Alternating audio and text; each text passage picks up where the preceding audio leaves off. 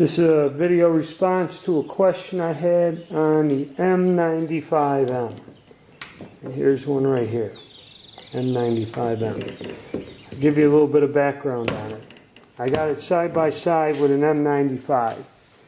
This is one that has an S conversion. At first, the overview. What the deal was is Austria had a pile of these guns. The empire after the war was broken up. They didn't field a huge army where they needed millions of rifles. And they had a lot of these guns lying on hand, more than what they needed for their standing army. You have to remember, Bulgaria, Hungary, Yugoslavia, all of that was part of the Austrian Empire. Poland, Czechoslovakia. So after World War I, Austria was a much smaller country with less military needs. And they had a bunch of these surplus guns. The guns were converted to the newer 8x56 rim to satisfy the needs of their service. And so they had some left over and they wanted to sell them. So what they did is they came up with an idea of a conversion. If you look, the stock looks the same, but maybe it's modified. I don't know. It might be modified. It's similar, but as you see, the barrel length is shortened. It was totally rebarreled. New upper handguard. You know, this old style rear sight's gone. They have a different handguard on here.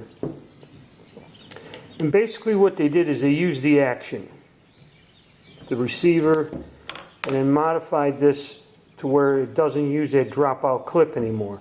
And this is chambered in an 8mm Mauser, an 8x57. And what they were trying to do is convert some of these guns to make it into a saleable or just use a different, try to modernize it.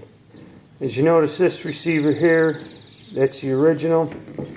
And they also had a machinist receiver to accept the little thing for the Mauser stripper clips. Now, this conversion, regardless of what reason they were behind it, is not a good one. And I'll go over that why. And that's the problem you have, is the magazine system.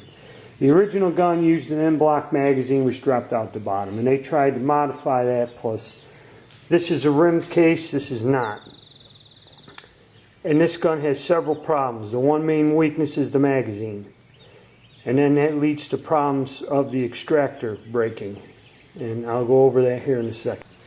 Alright, the problem with this gun is the magazine conversion. There's supposed to be a little sheet metal thing that goes down in here. Mine came without that on it. So I didn't even have one in my gun when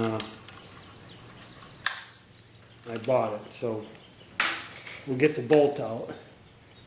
And I'll show you the other problem, why the extractors break. See, this is going to be a pain. But see, now you said that you pulled yours out. The way this is made, this is a standard clip. Now I sent you a link to that thing that shows you what they made was something like this, but it was just sheet metal.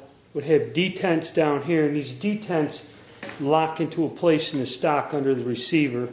This would be straight and flat, and this little detent here would be gone, and then there's like a cut down into the sheet metal so that these lips can move in. Okay, I tried modifying the clip to make a magazine thing for this, but I found that it works till when this part of the bolt here, these little lugs, hit that. So I either have to lower it or something. I was experimenting with it. I just never got around to it. Finding a replacement, I think, will be impossible. Now the next problem with this gun, and it must be that all the magazine conversions and that aren't that good, is these extractors break.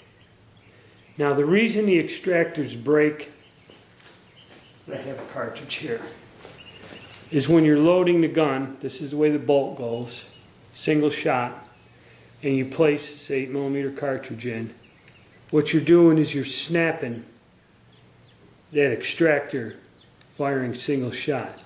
When you feed from the magazine, the case is lower, and then as you push up with the bolt, it slides up in underneath, like that, from the magazine. So when the bolt closes, this rim is sliding underneath the extractor hook.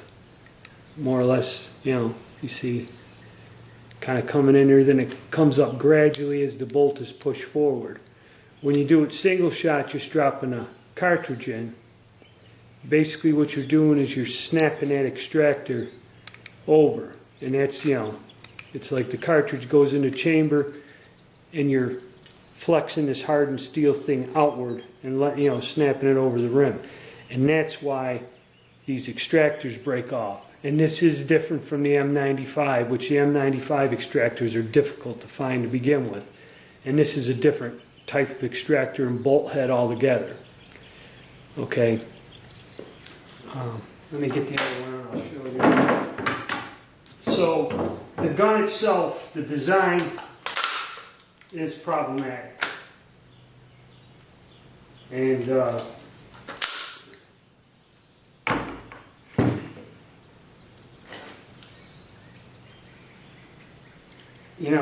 as for, you see them side by side. This is the M95. There is a modification. The bolt head's different. The face, they use the same bolt. The problem is, if you took, and the way this is designed, that magazine you said you took out is supposed to be locked in there. Okay, it's not supposed to be able to pull out the way it's designed. So if it pulled out, it's either bent or something. And you said your floor plate's tipped down or something like that. Just remove the 2 screws and pull the plate out and look at it and see if you can see in there, and you will see in there where that, if you have the right thing. The only way I know how it looks is that picture on that website, is even what that thing looks like that goes down in here, that piece of sheet metal. And it is not supposed to be able to be pulled out. So that's either bent or something. You may have to rebend it, straighten it out, and get it in there. The best thing to do is make a video response to me, showing me your gun, and what you pulled out of there, what it looks like, and maybe I can give you some advice. But I hope this helps you out. And like I said, watch out. Don't single load the cartridges in that rifle, because you will break off that extractor, and then you'll have another problem. You'll have a compound problem. I hope that answers your question, helps you out some.